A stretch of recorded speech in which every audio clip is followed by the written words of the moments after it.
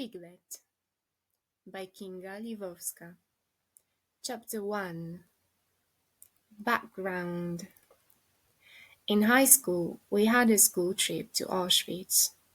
I remember standing there surrounded by my schoolmates, who were witches. Every day when looking at them, I saw their duplicity and hypocrisy. In Auschwitz, I looked at the container with her. I wondered why. Why so many people? Why did I want to kill all of you? Why you? Then I look at the toilet. I know you never thought about it. You never wondered what it feels like to defecate right next to the person who is also doing the same. You had no reason to do so. You didn't want to ponder on that. I used to go to yoga class. One day I had to work in pairs and I had enough. I was sweaty. I didn't want to pour my sweat on anyone else. And I didn't want to touch anyone else's sweat either. It makes me feel disgusted. Now imagine, a piglet asks you to. Imagine prisoners going to the toilet. The toilet in Auschwitz is like one big hall with a hole for waste. There are holes next to one another, similar to ones you see in a cupboard. It's not precisely the cupboard, but you know what I mean. I mean the thing you sit on when you relieve yourself. I mean a hole in the old type of toilet. A toilet for prisoners is a public toilet. At least 40 prisoners can use the toilet at the same time. I think that even more of them can be placed there at once.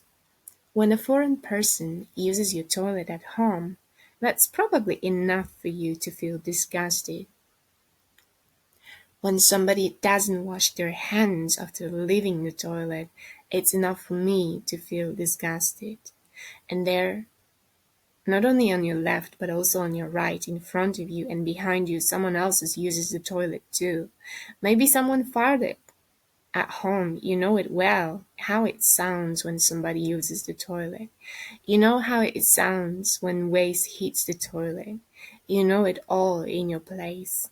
But somewhere else, we feel stressed so that nobody hears us. Do you know what type of waste you produce when you eat poorly? Or what happens when you don't eat at all? I will tell you. When you don't eat much and you don't drink much, then you are constipated. Then using the toilet not only hurts, but you groan and wheeze over your own effort. The last time I was constipated, it took me a long time and a lot of effort to relieve myself. When I finally left the toilet, I felt weary. What if you don't manage to relieve yourself on time? What if somebody is waiting for you to finish? Such an extra element to make you feel stressed. Then you probably walk around all day with discomfort. I write about this because everything we want to hide in a toilet matters. What mentally costs us a lot of effort becomes public in a death camp. Imagine a piggy asks you to, that all of a sudden you're shaved bald, your clothes together with your underwear are taken away, and 600 other women are looking at you. If that day you have taken a shower, then good for you. You're hungry, naked, and cold. You don't know what the future holds. In a word, overnight you have nothing. You have nothing to do, and you don't know what to think. Probably the only thing you'll try to have is hope. Week by week, dirt is growing on your body. You smell and other people smell too. By dirt, I mean rolled up hair and remnants of feces on your body. You don't want to see it there and you don't want it to be seen by others, but it's there. And that's the way your life looks now. You're naked, dirty, and you stink. Everybody sees that, everybody smells that. Day by day, there's no break from it. There is no way to distance yourself from it. There's no place to hide. Maybe you need to scratch your butt. Maybe you need to pick your nose. How do you act in front of other prisoners?